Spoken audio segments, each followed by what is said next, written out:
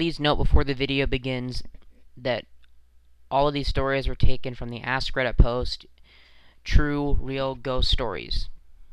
Let's begin. Number 10. Now before I get started, I am not a 100% believer in ghosts or the paranormal, but after this particular experience, I believe in the unexplained. I was about 5 to 7 years old, and I remember that it was the 4th of July, because I was watching the fireworks in Maine with my mother, stepdad, and stepdad's friend, and his daughter. It was nighttime, and before I say this, I know it's kind of cliche for a ghost story, but the adults decided to watch from a graveyard behind where the crowds were, separated from a thin section of woods. My friend and I'll call her Stephanie, were a little uneasy being in a graveyard at this time of night. So my mom gave us blankets, and we sat in the back of my stepdad's pickup. I have no idea how long we were sitting there before I looked down at the gravestones which were surrounding us. We were literally in the graveyard, not just near it. I saw about a 50 to 60 black hooded figures slowly walking forward towards me and Stephanie. They were about two-thirds of a foot tall and had glowing red eyes. I remember zoning out, staring at them, and hearing a faint humming noise. I remember looking over at my friend, and she too was staring at the small creatures. She looked at me with wide eyes and whispered, "Do you see them?" All I did was nod. Also note that it isn't too hard to remember this experience, seeing as I'm not too much older than I was at this time. I was about 12. I was about, as I said, 5 to 7 years old. I won't say my exact age, but between 12 and 15 years old. I just remember the feeling of pure terror, and later on I asked my mom if she saw the same thing, and she said no. I asked the other adults. No one else saw the creatures besides Stephanie and I. Before I wrote this, I googled image matching the description of the figures. What I found left me so overwhelmed with the memory I was in tears. I haven't seen anything like that before, and I hope I never do it again. Number 9. I was always the weird kid. I still am. I don't think my parents were ever ashamed of the things I spoke of, but they often quailed me for saying them. It was because I always see ghosts. I don't physically see them, but I see their outlines and I sense them and where they are. I have a mini radar in my head. Anyways, this makes death a bit easier to cope with for me since I see the dead day after day and after they die. They never leave me. Right. So why should I be sad for long periods of time? Unfortunately, this makes me appear heartless, especially at funerals. While everyone is crying and mourning the dead and of a loved one at their funeral, I'm sitting quietly and uncomfortably in the back of the funeral home/church. I especially spend the entire time staring at what seems to be the coffin, whether it's open or closed. However, what people don't know is the fact that I'm actually staring into who's standing behind it, not the priest or the director, but the person nobody else can see, the deceased watching their own funeral, and they see me looking at them. I think it brings comfort to them knowing someone can see them wave goodbye. They are never mad. Of course, I'm only talking of the most recent funeral I attended, as I didn't realize I could spend my time at funerals looking at the person who was invisible to everybody else. I've always felt the more people at other funerals, but I never thought to look at them. Either way, funerals aren't sad for me anymore. Number 8. It all started when my mother married my now stepfather, Graham. Graham was an interesting man who always had a story to tell about his mischievous teenage era. He liked to repeat these stories on occasions and would tell them exactly the same each time, but he always found them exciting. One story he doesn't like to tell, however, is the night he was shot. I believe he has only ever told my mom and I once, and when he did, he cried. I guess that's why he doesn't like to tell it. Often, as Graham is a man's man and hates showing emotion. As I recall, this is how the story went. He went to go on an all-weekend fishing trip with his best friend, who unexpectedly thought brought along his distant cousin. As Graham was such a nice guy, he didn't mind at all. He thought the more the merrier. I'd forgotten to mention he was 19 at the time, so he and his friend were still quite young, adventurous, and stupid. Anyway, on their first night, all three of them decided to drink as teenage boys do. They got very drunk. Graham's best friend's cousin, however, was far too drunk and decided to take this out of hand. He held up a gun for fun and he was waving it around. Graham and his friends did not seem to care until he pulled the trigger and bang, Graham had been shot. Obviously, they went and got help. Did Graham die? Yes, Graham died 3 times that night, but was revived each time. Happy ending? No. Since that night, Graham's life has been changed forever. Think of it what you will, but Graham sees things. He sees people who aren't there. He sees white figures, black figures. He sees all sorts of unexplainable things, but the only thing he can't do is hear them. I am now used to it. He'll see ghosts throughout the house or around the yard just standing there and staring, but he would just pretend like he couldn't see them. They never got angry or did anything to disrupt our household. They would just be there and soon disappear. Those things are normal. But there was one story that really stuck to me and Graham. We were driving about town running errands and came to a traffic light intersection. We were the first car to stop as the light changed to amber and then to red shortly. As we were waiting for the light to go green, Graham started to rant about bad parenting. I thought this was all very random and didn't understand what had brought up this rant until he explained. He was talking about the small Chinese girl who must have been about 5 and was at the traffic light crossing by herself. He said she seemed scared as she was crying. He was wondering why she was alone. After this, he had told me. I said to him, Graham, what Chinese girl? He pointed out the exact spot and then sees her standing. There was no girl there. Graham was confused. He was shocked. He could usually tell if someone was a ghost or not. Cars started beeping, so we kept driving. The incident had been playing in my mind for a very long time. I decided to do some scurrying around to see if a girl had died at that intersection. Thought I might ask the surrounding businesses in that area. I didn't go to the Asian grocer as I knew that was only recently opened.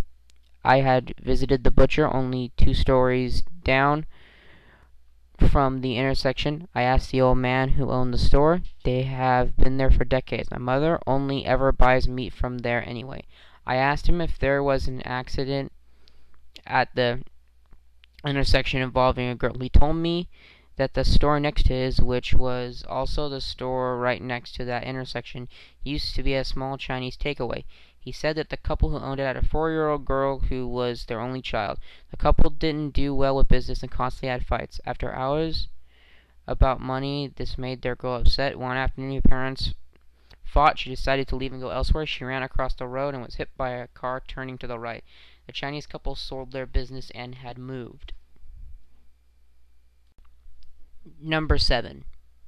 So about 4 years ago at Christmas time, I was taking a late night Christmas walk with my friend and my little brother, as well as my older sister. We were walking past this house, and then there was this super loud screech. It scared the crap out of me and everybody else, except for my big sis who didn't hear it at all somehow. And I looked up at the roof. There was this thing. It looked like it was wearing a white dress with long black hair. It was so scary. My brother only heard it. My friend saw only a bit of it, as well as heard it. I saw and heard the whole thing. My brother tightened his grip on my friend's hand. I asked everybody if they heard it, and my friends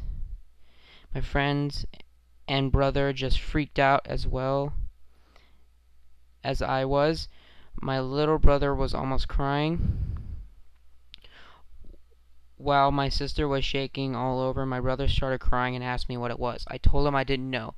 Everybody except for my sister was scared, and no one believed me, or anybody else for that fact. Then a few nights ago, I was talking to my friend, whom I only knew over the internet. Anyways, I told her this story, and she said it was most likely a Banshee, which is a demon with long black hair and a white dress, which makes an ear screeching noise, which means somebody nearby is about to die. It scared me, but apparently it won't bother us or kill us, thank goodness. And it still scares me today. I searched up Banshee on the internet and just came up with as an animal. I just spoke to my dad, who says it was a Banshee, and the way he described it was exactly what I saw and heard. Please comment if you know anything or seen anything about this. Thank you. Number 6. When I was 10, 11, I was homesick from school and was on the couch watching TV when the doorbell rang. It was the mailman, who told me that we had gotten a package, but it was too big and he needed help carrying it. I wasn't that old, but I knew right away something was wrong. I asked him where his truck was because I didn't see it parked out front, but he kept telling me it was around the corner. I asked him why the regular mailman who always brought lollipops wasn't there, and I was told he was visiting family. He kept telling me to open the front door, but I politely told him that I wasn't feeling well and that I wasn't allowed to leave the house. I told him that we would pick up the box from the post office, and he was telling me how much of a hassle that would be and how my mom would want me to do her this favor. I told him I would come outside, but that I had to get my shoes from upstairs first. I closed the front door and locked it. Then I ran through the house and locked the back door and called my neighbor, who worked from home. She was a close family friend, and I called her screaming into the phone, and she had to come right over. When I stood at the locked door and stared at the man through the window in the door, he saw me staring at him and yelled through the door asking if I found my shoes. So I yelled at him back and told him that I called my neighbor to help carry it because she's older and stronger. He just turned around and ran. They never caught him. I always wondered if he ever managed to trick some other kid. Number 5. I was driving a shortcut from 29 Palms, California to Albuquerque, New Mexico. 29 Palms is located in the desolate high desert east of LA. The shortcut was an all 2-lane road through total nothingness, except for passing through Amboy, California. Amboy is a nearly abandoned town, nearly as far below sea level as Death Valley, with the Dorm volcano and lava field on one side and Salt Flat on the other. It was also at the time a hotspot for satanic group activity. So I was driving by myself in the afternoon. I stopped in Albany and snapped a picture of the city sign, just to prove I was there to friends who dare me to take that route to I-40. I got back in my car and proceeded to drive up into the mountain range between Amboy and I-40. Once I reached the top, I am driving north through a canyon with high grass on both sides of the road. Up ahead, I see some stuff in the middle of the road. As I approach, I slow down to see a red Pontiac Fiero stopped sideways across both lanes. The suitcase open and closed, scattered everywhere. Then 2 bodies laying face down on the road, a man and a woman. I stop 100 feet or so away, and the hair on my back of my neck is standing up. Being a Marine, I reach under the seat and pull out a 9mm pistol and a chamber in the round. Something seemed very wrong. It looked too perfect, as if it were staged. An ambush? Was it being paranoid? Something was just wrong. Getting out of the car seemed unthinkable. It was a horror movie move. As I scanned the road, I saw a line I could drive past the guy on the road on his left, swerve to the right side of the woman behind the Fiero, and I'd be on the other side. I dropped into first gear and punched it and drove the line I planned. I passed the back of the Fiero without hitting it or either of the bodies on the road. I continued forward a couple of 100 feet and slowed down so I could breathe and let my heart slow down. As I looked up into the rearview mirror, I saw the 2 bodies had gotten up to their knees, and 20 or so people emerged from the tall grass on the other side of the road by the car and bodies. At that amount, my right foot smashed the gas pedal to the floor, and I did not let up until I had to slow down for the I-40 east on-ramp. I will never know what would happen to me if I gotten out of that car to check on the bodies or stopped my car closer to them. Somehow I do not think I would have been good for me. Sometimes real life can be scarier than a movie. Number 4. When I was little, about 6 or 7, I was just chilling in my bed. One night at around 8 o'clock, my light was on and everyone else was home. My mom, sister, and dad. I was pretty much wide awake, just sitting in my bed, when I look up at my door across the room to see a large demonic-looking dog man turn around the corner from my kitchen and walk into my room. So naturally, I freaked the fuck out and threw my bed sheets over my head. I didn't scream or call for anyone, just hid. I peeked out from under the covers and the thing was gone. I stared at it for a solid 5 seconds before retreating under the covers.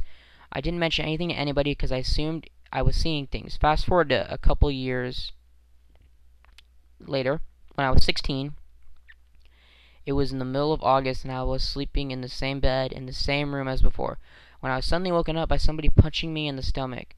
Except for there was nobody else in the room. I could see the entire room thanks to a rather full moon. I was alone. I look at the time to see it's exactly 3 a.m., so I just lay there, a little shaken up, and try to go back to sleep. I thought it was probably a dream or something. When I woke up later to tell my mom what had happened, the color from her face just disappeared. The exact same thing had happened to my stepdad at the exact same time on the opposite side of the house. I wanted to believe it was a coincidence, but that seems very unlikely. About a month later, my stepdad is laying down on the couch of the basement in front of a fireplace. He has his eyes closed, but he is still very awake. He opens his eyes randomly to see a big-ass demon dog from 10 years earlier. I hadn't told anybody about that yet, standing in front of the fireplace. My stepdad blinks, and suddenly the creature has moved across the room and is standing next to a candle dedicated to his late brother. He blinks again, and it's gone. Still live in the same house, but nothing has happened other than that. Number 3. About 2 years ago, I was driving home from a family reunion pretty late at night, and the drive was about 2 hours. I didn't stay the night because I had to be back at work the following day. Most of the drive was on roads with dense bushes and trees on either side. The real creepy ones you see a lot in movies. Anyway, I had been driving about 45 minutes when I was starting to get really tired. You know, sometimes when you just suddenly become really tired out of nowhere? Well, yeah, that happened to me. I knew I wasn't going to last, but I didn't come across any place that I felt I could park and safely sleep. Anyway, after it became clear to me that I wasn't going to find a place to pull up, and my tiredness wasn't going away, I did something very questionable. I pulled over to the side of the road onto the grass behind some bushes to try and hide my car from anybody else who was going to come past. The roads weren't empty. I came across another cars every few minutes or so. I made a mental note that the time was 11:22 and then fell asleep. Some time later, I was awoken by a scratching sound. I looked at the clock, 11:50. The sound stopped after a few minutes, and because I was still extremely tired, I didn't bother looking around and I simply went back to sleep. I was later awoken by the same sound, and it was now 12:40. This time, it really freaked me out because it didn't stop. The thought ran across my mind that it was just an animal inspecting the car, but why would it return almost an hour after it had left the previous time? I looked in my rearview mirror and just managed to catch a glimpse of something running away into the forest. Now, at that time, I thought it was a damn hook killer. You know, that one that scratched that couple's car and slaughtered the guy when he got out to investigate. Fuck that, I thought to myself. I got the hell out of there. There was a bend no more than 100 yards up the road. As I came around it, there was a fucking car parked off to the side of the road with the driver's side door open. I slowed down to look to see if anyone was in there, and there wasn't. Then I looked in my rearview mirror. I didn't see anything, and all of a sudden, the guy comes sprinting around the corner, starts screaming at me, shouting stuff like, hey you, get the fuck out of your car now." I noped the fuck out of there and sped off. I never saw the guy again. What the moral of the story is? Don't fucking sleep on the side of a deserted road. Number 2.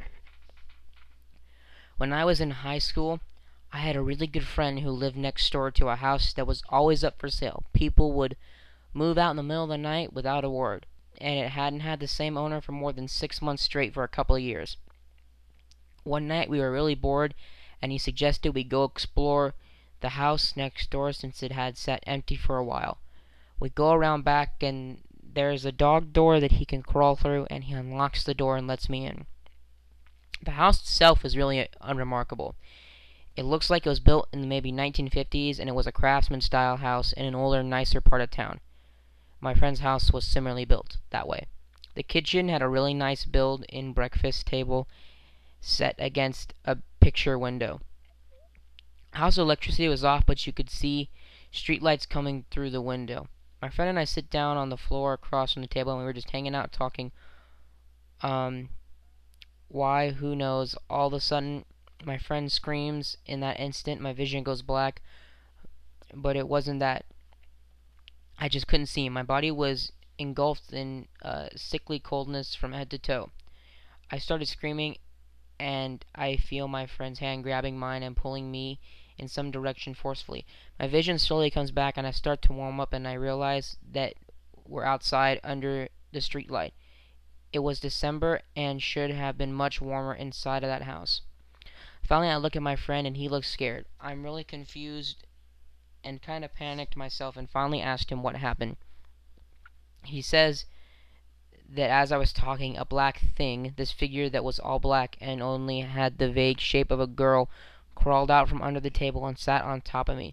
Apparently, I started groping around with my eyes wide open. I couldn't see. And then he was so freaked out he pulled me out of that house. We're still friends, and we bring it up every now and then, but the story itself still sends chills down my spine. To this day, I've never felt such a blackness or coldness in my life. It was palpable, almost sticky. For a couple of days afterwards, I couldn't shake this unsettling feeling, and I could never walk past that house again. I'm scared to get out of bed right now. Number 1. I was 16 and woke up in the middle of the night, seeing my clothes being rustled about in my doorway. I see this really long, pointed sticks moving through my clothes. It took me a second, but my sleepy eyes adjusted to see one of the most grotesque, demon-looking motherfuckers I had ever seen. He was extremely skinny and had a distended stomach. His skin was gray and veiny, and those long sticks were his fingers. His chin was long, his eyes had no lids on them, and were unusually big. His tiny mouth was in a pucker and moved like he was eating an imaginary lollipop. His hunchback looked as if it tore out of the strange hospital gown he was wearing. He stared at me, and I tried to scream. My grandmother Wake, who was sharing a room with me for the weekend. He wouldn't stop staring. I stared back and tried to shake my grandmother awake. I started noticing other things about him. How large and cone-like his head was, and how hairless and shriveled he looked. He stood still, surprised I could see him. My grandmother woke up and looked towards the door, and he was gone.